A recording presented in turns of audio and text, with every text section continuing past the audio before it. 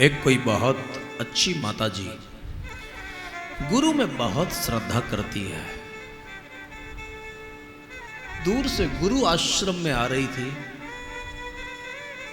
रास्ते में गाड़ी टकरा गई, उसका पति भी मरा, उसका बेटा भी चला गया। दुनिया के लोग हैं, कौन क्या बोलता होगा आप सब समझते हैं। महात्मा को जब पता चला, महात्मा भी साधु स्वभाव का था, साधु ही था,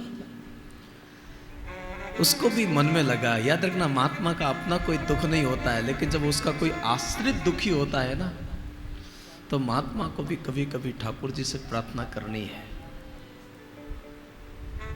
और भी पति को खोया, पुत्र को खोया, वो हॉस्पिटल में है,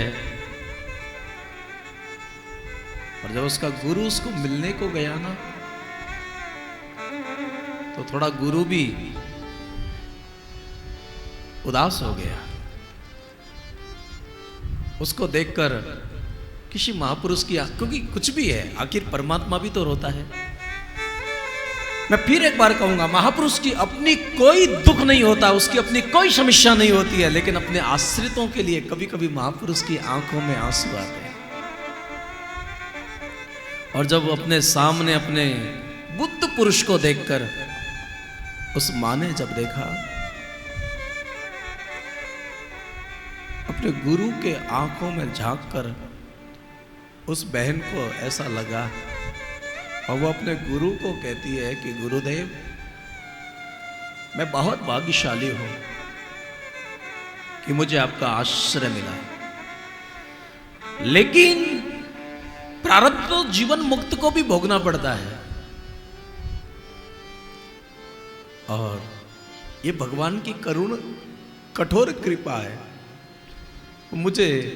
मैं वैराग्य नहीं बन पाई, संन्यास में नहीं आ पाई, तो ठाकुर जी ने मुझे इस ढंग से संन्यास दिया है। और बाप जी, साधना का फल ये नहीं है कि वो क्यों चले गए, साधना का फल ये है कि इतनी बड़ी घटना घटने के बावजूद भी, आप देखो तो सही, मेरे हाथ में आज भी भगवत गीता है। यहां हॉस्पिटल के अंदर भी मैं ग्रंथ का पाठ कर रही हूं। मेरे भाई बहन, धर्म को जीने वाले और समझने वाले जो लोग होते हैं ना, वरना यहां तो अगर छोटी सी कामना पूरी नहीं होती तो तुरंत कंठी तोड़ के फेंक देते हैं। ऐसे लोग जिंदगी में कभी उस मार्ग को नहीं समझ पाएंगे। सच में ये मार्ग तो उन लोगों का है। नरसिंह भगत को एक बेटा होता है, और पहले तो उसकी पत्नी मर जाती है। किसी महात्माओं ने लगा, हम लोग घर गृहस्थी छोड़कर बाबा बने हैं, फिर भी भगवान का दर्शन नहीं हुआ। और नरसिंह गृहस्थी में रहता है, फिर भी भगवान उसका काम करते हैं। नरसिंह और कई संतों को जाके, जब तुकाराम, एकनाथ, सब गृहस्थी संत थे।